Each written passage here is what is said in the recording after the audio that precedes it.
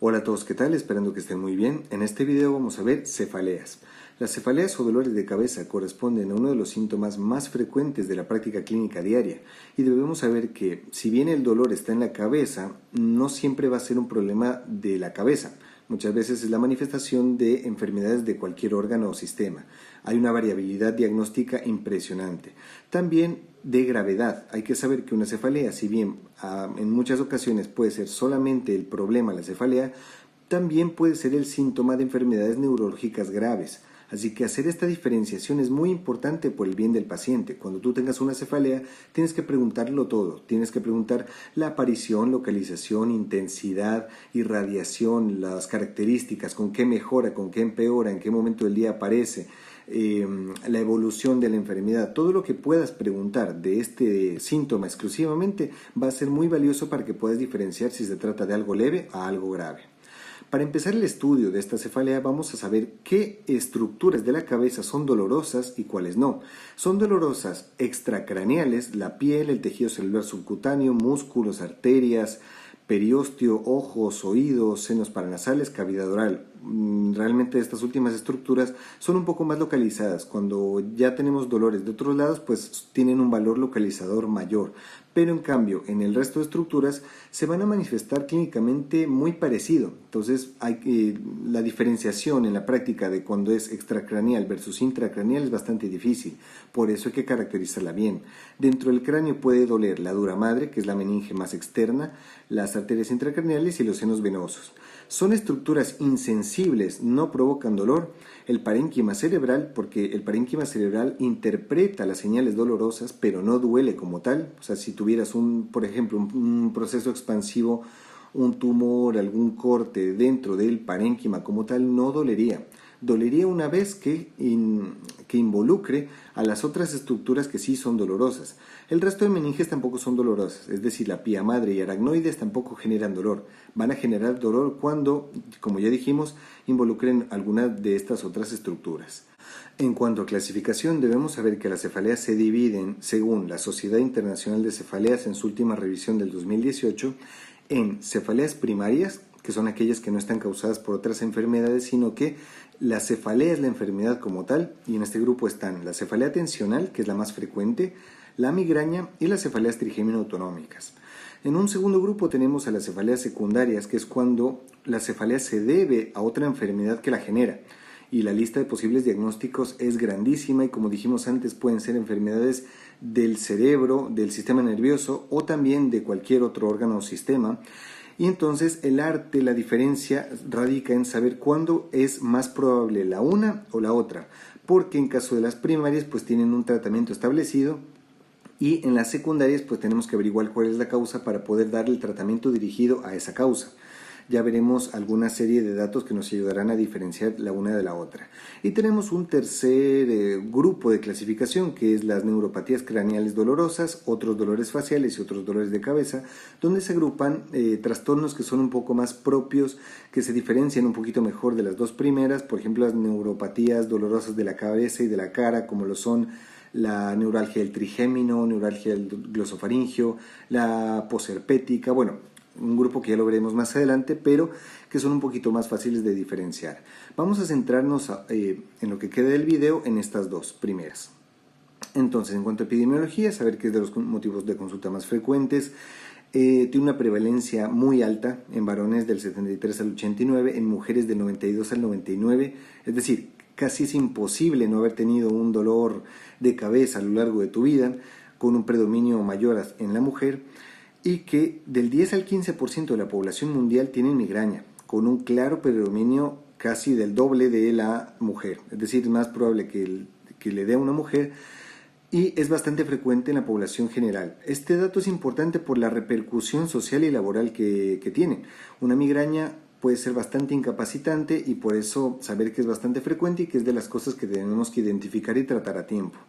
También, como dijimos, pues el síntoma de enfermedades neurológicas graves. Así que lo primero de entrada que debemos estudiar ante una cefalea es cuándo tendremos datos de alarma, banderas rojas o aspectos diferenciadores que nos puedan llamar la atención de que esto pueda ser una cefalea secundaria.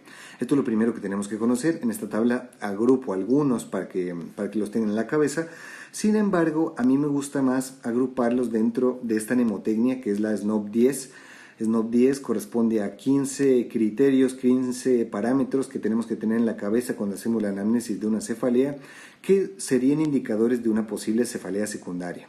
Entonces, dentro de estas tenemos pues el SNOP, que son 5 parámetros, y el P10, que son las 10 P's de la cefalea, que bueno, no lo tienes que saber de memoria, te tiene que sonar o lo tienes que tener a la mano en la consulta y listo. Voy a explicar algunos de estos. Por ejemplo, tenemos la cefalea con síntomas sistémicos, incluyendo la fiebre, es decir, síntomas sistémicos como mialgias, artralgias, malestar general, pérdida de peso, o sea, todas estas cosas no suele presentarlas una cefalea primaria, una tensional, una migraña no te da fiebre. Esto te tiene que hacer pensar en infecciones autoinmunes, cáncer, trastornos no vasculares, carcinoide, feocromocitoma. Bueno, ya depende de con qué más venga acompañada esta cefalea, pero con síntomas sistémicos hay que pensar en que puede ser secundaria. Neoplasias previas, si el paciente ya tenía cáncer, sobre todo si es de mama, de pulmón, melanoma o también el de próstata, hay que pensar que puede haber una posible metástasis cerebral. También puede ser la manifestación de neoplasias intracraneales primarias. También, si un paciente tiene déficit neurológico asociado, si tiene algo en la exploración neurológica que no te queda del todo claro, que te parece que pueda tener una posible focalidad, y también si una cefalea incluye disminución de nivel de conciencia, hay que pensar en una posible secundaria siempre. También en las dos O's tenemos el onset repentino, es decir, el inicio repentino de una cefalea que aparezca súbitamente, una cefalea en trueno, nos tiene que hacer pensar en hemorragia subaracnoidea, sobre todo si la cefalea es bastante intensa. Si el paciente la describe como la peor de su vida, es probablemente que tenga una hemorragia subaracnoidea. También puede deberse a trastornos vasculares, craneales o cervicales. Otro criterio importante es la edad de inicio. Las cefaleas, como dijimos, son muy prevalentes. Es muy difícil llegar a más de los 50 años sin tener una cefalea primaria por primera vez. O sea, una tensional, una migraña ya se habrían manifestado antes. Entonces, por encima de los 50 años hay que pensar en varios diagnósticos. Tenemos la arteritis de células gigantes, aunque esto es más frecuente a mayor edad. La cefalea atribuida a trastornos vasculares, tumores cerebrales, pues lo dicho, o sea, una cefalea que aparezca después de los 50 años o un paciente que ya tenía cefalea de antes, pero que cambie repentinamente sus características después de los 50 años, pues hay que pensar que se deba a un trastorno secundario. Aquí tenemos las 10 P's que les había mencionado. Tenemos el cambio de patrón, como lo que acabé de decir, o sea, si cambia sus características, pues hay que pensar en distintos escenarios secundarios. La cefalea posicional, aquella que cambia por la posición, hay que pensar que está íntimamente relacionada con la presión intracraneal y se puede manifestar en los dos extremos. Te puede dar problemas la posición en una hipertensión intracraneal como en una hipotensión. Por ejemplo, el paciente que se acuesta y mejora la cefalea se debe a la hipotensión, o sea, se puede explicar por una hipotensión intracraneal, y lo contrario, el paciente que está acostado y se levanta y empeora, esto es más propio de la hipertensión intracraneal junto con otros síntomas, por supuesto. La precipitación por maniobras de Valsalva también es importante porque cuando aumenta la presión intraabdominal, aumenta también la intracraneal, y si esto se ve relacionado con la cefalea, puede deberse a problemas de la circulación del líquido cefalorraquídeo como la malformación de fosa posterior, la anomalía de Arnold-Chiari, entre otras. El papiledema, cuando lo vemos en el fondo de ojo, también es importante constatarlo, relacionarlo, porque puede ser el daño del nervio óptico debido a aumentos de presión intracraneal, también a procesos expansivos intracraneales, o sea, nunca hay que desestimar un papiledema. También la cefalea progresiva y de presentación atípica, o sea, cualquier cambio en un patrón de cefalea hay que saberlo. Cuando es progresiva se puede deber a procesos que son expansivos progresivamente. Por ejemplo, un tumor va creciendo, estira las meninges y por eso el dolor va a ser cada vez mayor. Entonces hay que pensar siempre en neoplasias. El puerperio y embarazo son importantes porque dentro de este contexto aparecen con mayor frecuencia enfermedades o también de manera exclusiva enfermedades que provocan dolor de cabeza, como la preeclampsia, que está en la segunda mitad del embarazo y que se puede manifestar con cefalea. Hay que medir la presión arterial y bueno, todo lo que involucra. También aumenta la incidencia de trombosis venosa cerebral, también hay que tenerla dentro de los posibles diagnósticos, hipotiroidismo, anemia. Bueno, o sea, el embarazo puerperio son una situación especial donde la cefalea se tiene que estudiar con mayor detenimiento. Otra P bastante importante es el dolor periocular con síntomas autonómicos. Esta puede ser la manifestación de una cefalea primaria, que sería el grupo de las trigémino-autonómicas que se pueden manifestar de esta manera, pero también obligan a diferenciar, a descartar problemas estructurales de la fosa posterior o de seno cavernoso, incluido el síndrome de Tolosa-Hunt y enfermedades oftalmológicas. También tenemos a la cefalea postraumática, que bueno, lo normal tras un trauma de cráneo es que duela la cabeza, lo que no es normal es que este dolor se mantenga con el tiempo o empeore. Esto nos tiene que hacer sospechar y descartar un hematoma subdural y otros tipos de colecciones intracraneales, por supuesto. También otra P bastante importante es la del sistema inmunitario. Patología del sistema inmunitario, pacientes con VIH o que tengan otra inmunodeficiencia están especialmente predispuestos a presentar infecciones oportunistas como toxoplasmosis, como criptococosis, también neoplasias que no se presentan en la población general, como el linfoma cerebral primario, bueno, entre otras. Los pacientes están especialmente predispuestos, así que cualquier paciente inmunodeprimido con una cefalea, y sobre todo si tienen alguna de estas otras características, hay que echarle un vistazo, hay que estudiarla siempre. Y finalmente, painkillers o uso excesivo de analgésicos te predispone a la llamada cefalea por uso excesivo de medicación. Todos estos datos tienes que tenerlos en la cabeza al momento de que estudies una cefalea. Y bueno, habiendo dicho esto, podemos pasar a profundizar en las cefaleas primarias. Vamos a empezar estudiándole a la migraña. Por el resto del video vamos a profundizar bastante en este tema y luego voy a dejar para una segunda entrega, vamos a estudiar con detenimiento la cefalea tensional, las trigémino-autonómicas y las neuralgias craneofaciales. De momento quiero que te quedes con la migraña porque si bien es la segunda más frecuente después de la tensional, esta va a ser la principal razón por la que los pacientes vayan a urgencias. Es decir, la tensional es más frecuente, pero los pacientes vienen más frecuentemente por migraña. Así que esta es la que te tiene que sonar más, la que tienes que conocer con mayor profundidad. Cuando te hablen de migraña, te tiene que quedar en la cabeza esta que es la imagen clásica de migraña. Es la mujer joven, entre 20 a 50 años, con dolor hemicraneal, pulsátil, o sea que le siente como si fueran latidos este dolor, y que asocia síntomas visuales y también que tiene bastante fastidio por las luces y los sonidos fuertes. Esta es la imagen típica de cefalea por migraña. Es verdad que la cefalea se puede presentar en otras edades, también ocurre en hombres, hay bastantes hombres con migraña y que también puede afectar a los dos lados de la cabeza, pero este es el patrón típico y más frecuente que vamos a tener. Antes de continuar, me gustaría contarles que para prepararme para este video hice un curso de cefaleas en la Universidad Tecnológica Tech, que es la mayor universidad digital del mundo. Puse en su buscador cefalea, me salió este curso entre otras muchas opciones y tienen temas de todo, o sea, tienen lo que tú necesites, seguramente ellos lo tienen, un material didáctico bastante bueno, muy bien organizado. Hice el curso con calma, mira, aquí está el diploma que se los quería mostrar. Y que, bueno, además de aprender un montón, pues también me sirve para la carpeta, me consta con créditos internacionales que sirven para posiciones, para trabajos, y que, bueno, quería contarles un poco que Tech tiene una formación 100% online, tú manejas tu horario. Yo soy muy pro de estas cosas porque yo hago videos de YouTube por eso, porque no soy de ir a una clase, un horario, sino que cuando tú puedas estudias. Y entonces mis videos aquí en YouTube son, yo subo el video y tú cuando puedas ver el tema cefaleas, pues te metes y lo ves cuando tú quieras. Pues esto es lo mismo, la Universidad Tech te ofrece hacer el curso en un horario que tú mismo te manejes. Tiene títulos y gran variedad académica y les quería contar que tengo un acuerdo con ellos de que si tú te suscribes a mi canal y aplicas el código de descuento Juanse, es un cupón Juanse con la J mayúscula, para obtener un 35% de descuento. Entonces esto me parece brutal, o sea que te rebajen un tercio de lo que cuesta el máster o lo que tú estés interesado en el tema que sea. Obviamente yo hago esto porque me gusta la neuro, pero en el tema que sea me parece bastante accesible y bastante bueno. O sea, recuerda, código de descuento Juanse, y me parecía injusto no compartirlo con ustedes, así que ya, ahí ustedes también tendrán este descuento para que hagan el curso que ustedes deseen. Ahora sí voy a continuar con el tema de migrañas. Recordar que es una cefalea crónica, primaria, episódica, es decir, no es una cefalea que se mantiene con el tiempo, sino ataca por crisis, llamados también ataques agudos de migraña, que combinan síntomas neurológicos, gastrointestinales y autonómicos.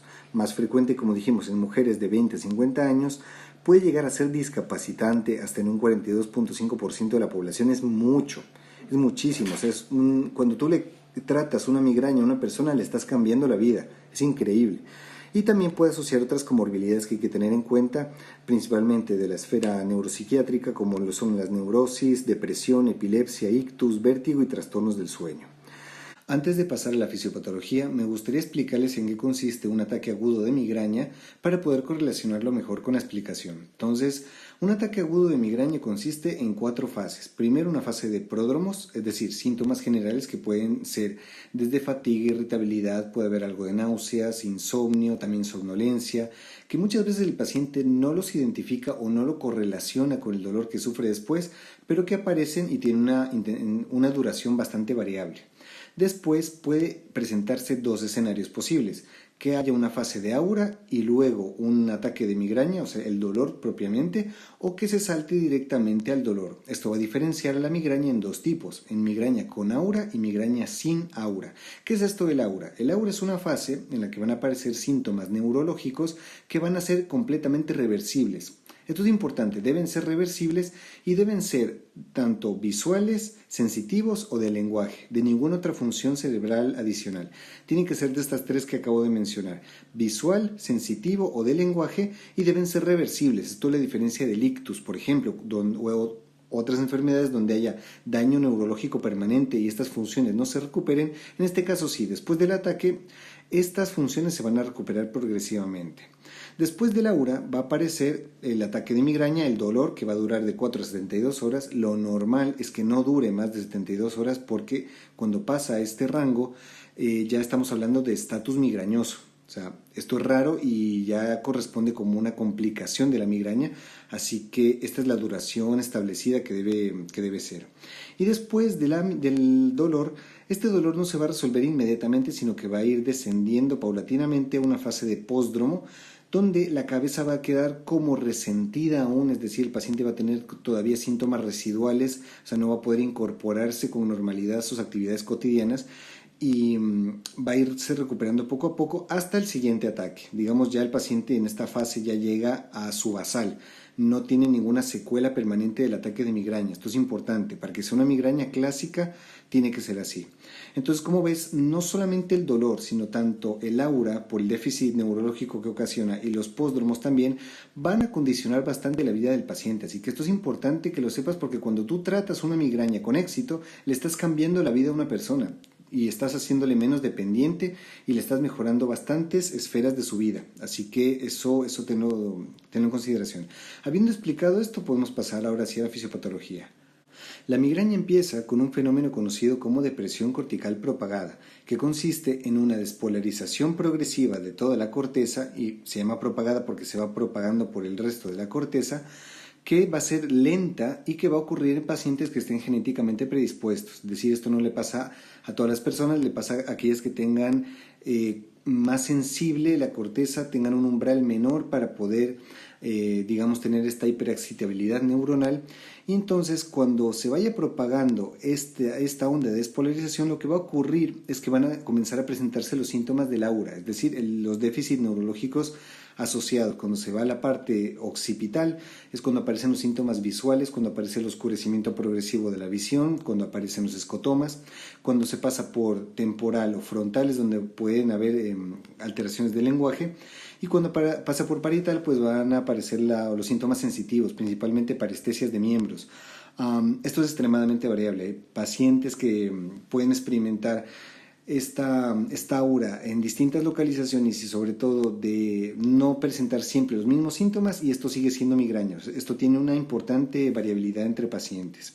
Después, esta despolarización propagada va a ocasionar un fenómeno vascular y un fenómeno metabólico. Los cambios vasculares van a ocasionar primero una fase rápida y una fase lenta. En la fase rápida va a haber una hiperemia, es decir, va a haber un aumento del flujo sanguíneo cerebral, seguido por una fase lenta de hipoperfusión, donde ocurre lo contrario, disminuye el aporte sanguíneo generalizado hacia la corteza. Y a nivel metabólico, lo que va a ocasionar es que van a liberarse algunas metaloproteasas que interfieran con la función de la barrera hematoencefálica y van a permitir que algunas de las sustancias liberadas durante la despolarización permitan activar las fibras de el sistema trigémino vascular. Sistema trigémino vascular que consiste en que las terminales que están inervando los vasos meningios van a captar algunas de estas sustancias inflamatorias y van a ocasionar pues dos fenómenos. La una, la transmisión del dolor, y esto es lo que ocasionaría o empezaría el dolor de la migraña, y también van a permitir la perpetuación del estado inflamatorio a nivel de las meninges. Esto se conoce como la inflamación estéril. Esta inflamación también sería una parte importante de por qué el dolor se mantiene y las características del mismo. Entonces, después de que se activa este sistema trigémino vascular, es que se va o sea, toda la vía de señalización del dolor se va a activar. Entonces viene desde el vaso, que activa la terminal de los nervios del trigémino, va a llegar al núcleo trigeminal, principalmente a la parte caudal, y luego sube por la vía aferente clásica del dolor, que es pasar al tálamo y luego hacerse consciente en la corteza cerebral parietal. Entonces, esto es lo que ocasionaría el dolor. Y va a haber, como dijimos, también una liberación de algunos péptidos importantes, como la sustancia P, el péptido intestinal vasoactivo, bueno, muchas, dentro de las cuales a mí me gustaría destacar el CGRP, que es la proteína relacionada al gen de la calcitonina. Esto es importante porque sus niveles se correlacionan con los pacientes que desarrollan migraña crónica, y también es una diana terapéutica para los pacientes que tienen migrañas a repetición y de difícil manejo. También está el PACAP, que bueno, actualmente no existe un fármaco que actúe sobre él, pero está en investigación. Y me gustaría también destacar que las neuronas que van a transmitir la parte sensitiva de este dolor van a ser serotoninérgicas. Entonces también cuando nosotros demos fármacos que bloqueen el sistema serotoninérgico, van a tener una respuesta espectacular en los casos de migraña. Es el caso de los triptanes, de los cuales ya vamos a hablar más adelante, que van a bloquear esta vía principalmente. Entonces, a mí de esta explicación lo que me interesa es que se queden con las partes importantes para el tratamiento. Entonces, recordar que hay una inflamación estéril. Esto es lo que explica por qué razón en la migraña los antiinflamatorios son tan buenos, son tan potentes, son mejores que los analgésicos como opioides o el paracetamol solo. Recordar el sistema serotoninérgico, dar triptanes, o sea, lo que bloquee el sistema de serotonina va a tener una muy buena respuesta. Bueno, esto no lo mencioné, pero la participación del locus ceruleus es importante aquí, que es un núcleo que está localizado en el tronco cerebral y que se activa durante los ataques de migraña. Esto es importante porque estas son neuronas adrenérgicas, entonces también los pacientes para prevenir los ataques de migraña se están utilizando betabloqueantes, que los betabloqueantes lo que harían sería bloquear la acción de neurotransmisores del locus ceruleus y entonces también permitirían que no empiece el ataque de migraña. Esto lo voy a explicar mejor más adelante. Y también que se queden con lo del CGRP y el PACAP, que son como proteínas que se están bloqueando ahora de manera más dirigida con anticuerpos monoclonales y que son terapias más avanzadas para el tratamiento de la migraña. En cuanto al diagnóstico, el diagnóstico de la migraña es clínico y tiene que cumplir una serie de criterios validados por la IHS, que son, en el caso de la migraña sin aura, un mínimo de 5 episodios que duren de 4 a 72 horas, que cumplan 2 de estas 4 características, que sean de localización unilateral o hemicraneal, que tengan calidad pulsátil, que sean de intensidad moderada severa y que empeoren con la actividad física. Y además debe acompañarse de una de estas 2 opciones, lo uno, que sean acompañados por náusea y o vómito, o por fotofobia y sonofobia. Aquí está mal escrito, es con S. Fotofobia es el fastidio por la luz y sonofobia es el fastidio por los sonidos. Esto es importante porque los pacientes tienen en el momento del ataque una corteza que está hipersensible y que los estímulos, sobre todo visuales y auditivos, se van a captar el doble. Entonces el paciente con migraña lo mejor que puedes hacer por él es ponerlo en un cuarto oscuro y apagarle todos los sonidos intensos, eso le va a ayudar bastante. Y por supuesto, este criterio lo vamos a ver mucho en las otras cefaleas, es que no sea atribuible a otra enfermedad. Es decir, de cierta forma las cefaleas también deben ser un criterio, deben siempre tener como un diagnóstico de exclusión. Como dijimos antes, primero separar todo lo que te haga pensar en cefalea secundaria y ya dentro de las primarias, pues ver si te encaja dentro de los criterios. Y en cuanto al aura, cuando hablamos de migraña con aura, pues que cumple los criterios de migraña como tal, y para que hablemos de aura tiene que ser al menos una de estas 3 modalidades y que sea reversible. Entonces aquí tenemos los síntomas visuales, que son los más frecuentes. Más de un 90% de migrañosos con aura te van a escribir los fenómenos visuales, que pueden ser positivos o negativos. Positivos quiere decir que aumenten la intensidad de ciertos estímulos. Por ejemplo, Un síntoma visual es que vea estos zigzag de luces que pueden ser blancas o de colores en zigzag, y que tengan también síntomas negativos como pueden ser el oscurecimiento progresivo de la vista. También hay migrañosos que te van a contar que empiezan a ver oscuro. Lo que te digan, que sea o luces o oscuro, esto se toma como criterio. Suelen ser de manera progresiva, porque como explicamos, la depresión cortical propagada va de manera lenta a ocupar el resto de la corteza.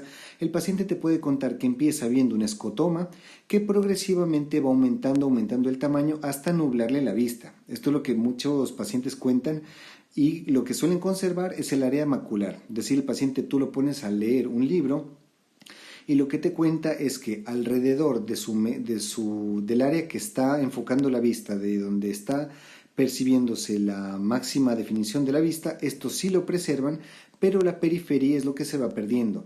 Van viendo estos fenómenos de zigzagueo, también hay fenómeno de fortificación, y el resto ya no lo ven. Esto, si tú les comienzas a mover un dedo o algo para que vean esto ya lo pierden, y esto es progresivo y anticipa, por supuesto, la aparición del dolor. En cuanto a síntomas sensitivos, pueden aparecer también, pueden ser positivos o negativos también, pueden haber tanto aparición de hormigueos como síntomas positivos, o como negativos puede haber déficit sensitivo, puede haber hipoestesias.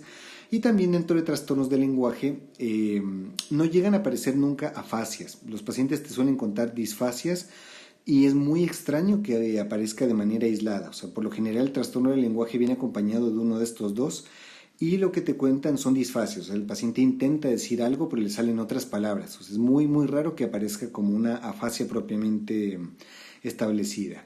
Es importante mencionar que el aura migrañosa clásica no incluye los síntomas motores, porque una migraña no te tiene que dar paresia, excepto variedades especiales de la migraña, como lo son la migraña hemipléjica familiar, que ya es una enfermedad más rara de origen genético, que no incluiría dentro de la definición clásica, tampoco síntomas retinianos, tampoco afectación de tronco encefálico. O sea, síntomas de tronco encefálico como lo son las disartrias, disgeusias, pues todo lo que sea de troncos del cerebro no debe aparecer en la migraña, no clásicamente, porque ahí entonces estamos hablando de variedades especiales de la migraña, como lo son la migraña basilar, que antes se le llamaba migraña del tronco del encéfalo. Pero bueno, o sea, estas ya son como tipos especiales de migraña de las cuales se encargará el neurólogo, y en este video vamos a abarcar únicamente lo que es la migraña clásica. Después tenemos el tratamiento, en el cual van a ser importantes los cambios en el estilo de vida y también los tratamientos farmacológicos. Los cambios en el estilo de vida son muy importantes y muchas veces nos pueden evitar el uso de fármacos de manera crónica. Tenemos que conocer y disminuir los factores precipitantes de los ataques de migraña, ya que hay situaciones que van a aumentar la probabilidad de presentar un ataque agudo de migraña.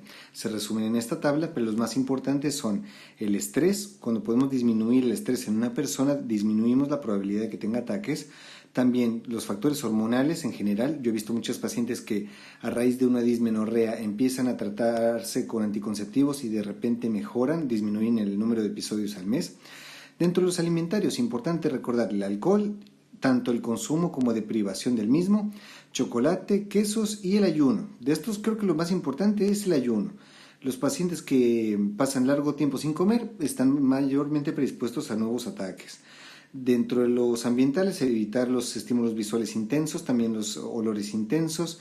En el caso del sueño, tanto el exceso como déficit del sueño. Y bueno, hay otros factores importantes, pero esos son los más importantes. Quédate con estrés, hormonales, ayuno y sueño. Esos 4 serían los más frecuentes y los que más cambian el estilo de vida de las personas. Y en cuanto a los tratamientos farmacológicos, estos se dividen en 2. Los tratamientos de la crisis aguda y los tratamientos preventivos, que son tratamientos que van a buscar evitar que aparezcan más crisis. Aquí se me escribió mal, pero es tratamiento preventivo. Dentro del tratamiento de las crisis, este va a depender de la intensidad de la misma. Entonces, cuando son crisis leves a moderadas, el tratamiento suele ser un antiinflamatorio no esteroideo, más o menos un antiemético si es que hay náuseas o vómitos, de preferencia metoclopramida. Y aquí les dejo algunas dosis. El que más se utiliza, el que mejor respuesta suele tener, es el naproxeno sódico, Con 550 suele ser suficiente, si no te puedes escalar al 1100. Pero bueno, este es el paciente leve que por lo general se toma la pastilla y se queda en la casa. Lo que te puede pasar a ti con mayor frecuencia, el paciente que sí va a la urgencia va a ser el de la crisis moderada grave, que en este caso puedes utilizar una INE, pero se recomienda, tú te puedes saltar directamente al uso del triptán. Son fármacos muy bien tolerados, son antagonistas de receptor serotoninérgico que tienen menos efectos a nivel sistémico que los ergóticos. Antes se utilizaba bastante para la migraña los derivados de la ergotamina, pero tienen bastantes efectos serotoninérgicos a nivel sistémico.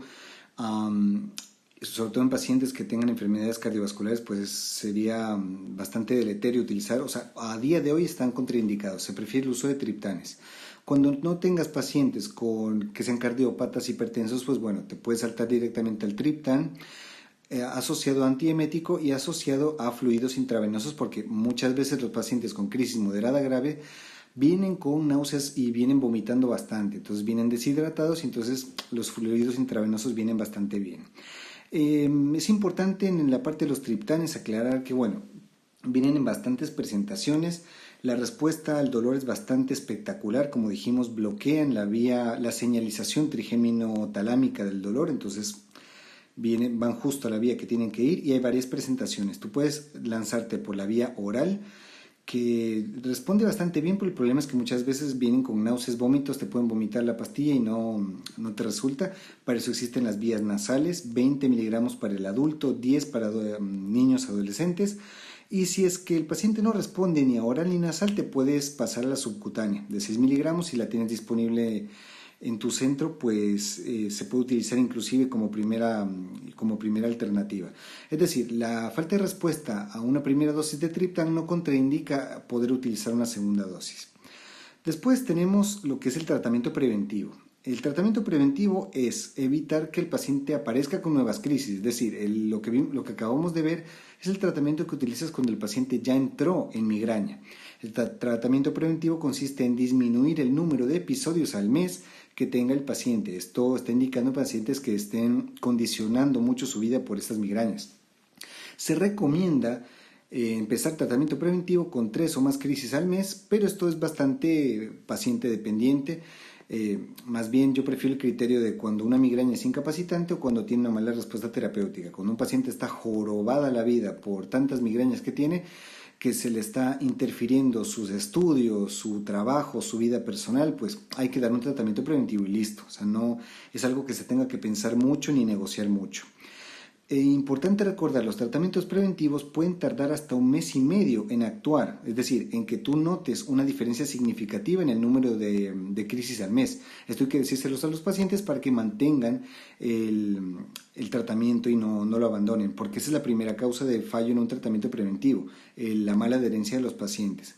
Se suelen mantener estos tratamientos preventivos al menos 3 meses y se valora retirarlos entre 6 a 12 meses según cada respuesta y según si no han empeorado los pacientes. Existen varias alternativas de distintos grupos farmacológicos que se pueden utilizar, sin embargo podríamos decir que la gran mayoría de pacientes responden bien al propranolol. Es decir, a beta bloqueantes como tal, porque van a disminuir la activación de la señalización adrenérgica del locus coeruleus, beta bloqueantes en general, pero el más estudiado, el que más se utiliza suele ser el propranolol. La mayoría de pacientes se pueden beneficiar del propranolol, lo único que tienes que recordar es que el paciente no tenga contraindicaciones formales para utilizar beta bloqueantes, como lo son problemas de bronquios, es decir, que sean pacientes con asma, EPOC, broncoespasmo, que no sean pacientes hipotensos, como bradicárdicos, contraindicaciones formales para beta bloqueantes en general, que no tengan bloqueos cardíacos, Cuando no se puede utilizar esto, hay otras alternativas importantes como lo son el topiramato. El topiramato es un neuromodulador que ayuda a disminuir el peso, eso es muy importante. Pueden bajar un poco la concentración, no se recomienda mucho utilizar topiramato en personas que estén activamente cursando estudios muy importantes, a punto de dar exámenes, todo, porque topiramato puede afectarles un poco la cognición. Está el ácido valproico también, pero ácido valproico te hace aumentar de peso, es bastante teratógeno, no se lo das a una mujer joven que esté en posibilidades de quedar embarazada, no se recomienda. También tenemos los GECA-ARA2, sirven bastante bien como preventivos, sobre todo si tienes un paciente hipertenso al cual le quieras tratar la hipertensión, pues aquí estás haciendo dos cosas al mismo tiempo con el mismo fármaco. O sea, le bajas la presión y le previenes los ataques de migraña. También está la flunaricina, los antidepresivos como amitriptilina, que bueno, también tienen bastantes efectos. La venlafaxina es un poco mejor tolerada. Y bueno, recordar también el ácido valproico, flunaricina, amitriptilina te aumentan el peso. Esto tal vez no parezca tan importante, pero bueno, como dijimos, la migraña es mujeres jóvenes, te van a preguntar casi siempre si es que el fármaco que le vas a dar de manera crónica les va a hacer subir de peso o no. Así que mejor que tengas la respuesta en la cabeza y puedas guiar mejor el tratamiento. Existen también terapias avanzadas para aquellos pacientes que entren en migrañas crónicas, es decir, que hagan más de 14, 15 episodios al mes, que ya estén completamente incapacitantes y que bueno, no les voy a abordar con profundidad en este video, lo puedo hacer en otros videos si lo prefieren así. Y tenemos la toxina botulínica, según el protocolo PREMP, que es una serie establecida de pinchazos con toxina botulínica tipo A, que bueno, estoy pensando subir un video de cómo lo pincho en un paciente real para que vean los puntos donde se coloca, pero bueno, esto, si están interesados en que les ponga el protocolo PREMP en un video, pues yo lo hago con gusto, pónganmelo ahí en los comentarios. Y también tenemos los anticuerpos monoclonales anti-CGRP, que bueno, ahora están siendo como el boom, ahora se están estudiando bastante, hacen una respuesta espectacular los pacientes, la verdad, esto es como el gran boom o la gran revolución en el tema de cefaleas, porque tienen una respuesta espectacular. De momento están siendo estudiados en pacientes con migraña crónica, pero parece ser que son prometedores para otros tipos de cefalea y también para otros tipos de migraña. Aquí les dejo las indicaciones y efectos adversos más frecuentes de cada una de estas terapias. Y finalmente, ya con esto me despido, voy a hablarles un poco de las posibles complicaciones de la migraña. Esto no debería pasar, esto no es frecuente de que ocurra, pero puede pasar, que son el estatus migrañoso, pacientes que tienen crisis de más de 72 horas, el aura persistente sin infarto, que son aquellos pacientes que el aura les persiste por más de una semana, es decir, normalmente una aura migrañosa no dura más de una hora, pero bueno, puedes tener algo más de margen, sobre todo por los pródromos, pero no debería durar más de una semana. El déficit neurológico. Entonces, cuando tienes un déficit neurológico permanente, tienes que hacer estudios de neuroimagen para descartar que hay alguna lesión estructural que lo explique. Y si no la hay, si la imagen es normal, pues hablamos de esta complicación, la aura persistente sin infarto. Hay otra posible complicación que es el infarto migrañoso, que es cuando tienes una aura persistente con una lesión isquémica demostrada por imagen y que la localización de esta área sea congruente con el déficit neurológico que el paciente presenta. Esto se conoce como el infarto migrañoso. Y finalmente también tienes las crisis epilépticas desencadenadas por migraña, porque son enfermedades que tienen una fisiopatología similar y que también podríamos decir son enfermedades por hiperactivación neuronal y que el paciente, o sea, que son comorbilidades que se relacionan bastante y que las tienes que tener presentes. Y eso es todo, mis amigos y amigas, muchas gracias por ver este video. Tal vez quedó un poco más extenso de lo que yo esperaba, pero es un tema largo. El tema de cefaleas y sobre todo el tema de migraña, yo le tengo una especial consideración porque yo de niño fui migrañoso. A mí la migraña me fastidió la infancia y esta es como mi venganza contra ella. Ahora que soy adulto, soy médico y trato pacientes con migraña, explicarlo en un video y que ahora ustedes pueden hacerlo, pues es mi venganza contra la migraña realmente. Es muy gratificante y bueno, espero que les haya servido. Si tienen cualquier duda, comentario o sugerencia, pónganla en la caja de comentarios. Y les voy a dejar en la descripción de este video, me parece importante, les voy a dejar un link personalizado para que puedan acceder al curso que yo hice para este video, el de cefaleas de la TEC, y que también este link les va a servir para poder entrar al buscador y ver el curso que ustedes necesiten. Son cursos bastante buenos y que me den este cupón de descuento, pues algo bastante para aprovecharlo. O sea, yo les recomiendo realmente que en el tema que a ustedes más les interese, pues hagan un curso de estos y me cuenten qué tal, que si es que yo exageré o si realmente les ayudó. A mí me ayudó. O sea, yo que sentía que conocía bastante bien este tema, pues me aportó bastante. Entonces yo lo recomiendo. Y nada más, les dejo aquí cómo estoy en Instagram y eso es todo. Que les vaya muy bien y los espero en la segunda parte para que sigamos viendo los otros tipos de cefalea.